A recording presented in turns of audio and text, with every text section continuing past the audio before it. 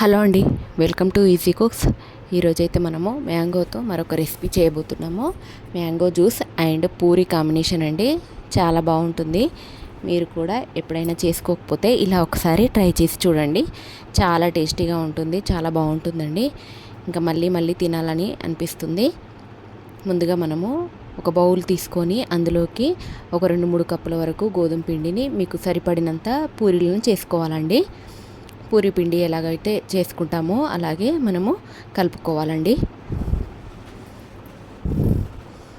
ఇలాగా కొద్ది కొద్దిగా వాటర్ వేసుకుంటూ పూరి పిండిని మెత్తగా తడుపుకొని పక్కన పెట్టేసుకోవాలి. ఒక 10 నిమిషాలు 15 నిమిషాల పాటు నాననివ్వాలండి పిండిని.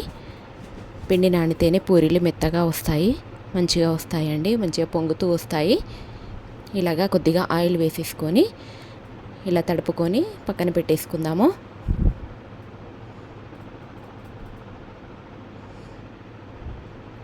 ఇలాగా దీనిపైన ఒక లిడ్ పెట్టేసి పక్కన పెట్టేసుకోవాలండి. తర్వాత మనము మ్యాంగోలను జ్యూస్ చేసుకోవడానికి ఇలాగా మంచిగా కడుక్కొని మీద తొక్కను తీసుకొని ఇలాగా చిన్న చిన్న ముక్కలుగా చేసుకొని మిక్సీ జార్లో వేసుకొని జ్యూస్ చేసేసుకోవడమే. ఇలాగా తొక్క అంతా తీసిన తర్వాత ఇలా ముక్కలు కట్ చేసుకొని మిక్సీ జార్లోకి వేసుకోవాలి. ఇలా అన్నీ వేసుకున్న తర్వాత దీంట్లోకి నేను పాల పొడిని వాడుతున్నానండి. మీ దగ్గర ఉంటే వేసుకోండి, లేకపోతే స్కిప్ చేయండి. తర్వాత పాలను కూడా వేసుకోవచ్చు. పాలు వేసుకుంటే ఇంకా బాగుంటుంది. నా దగ్గర పాలు లేవు, అవైలబుల్లో లేవు కాబట్టి నేను పాల పొడిని వాడుతున్నాను. తర్వాత ఇక్కడ 1 స్పూన్ వరకు ఇలాచి పొడిని కూడా తీసుకున్నాను.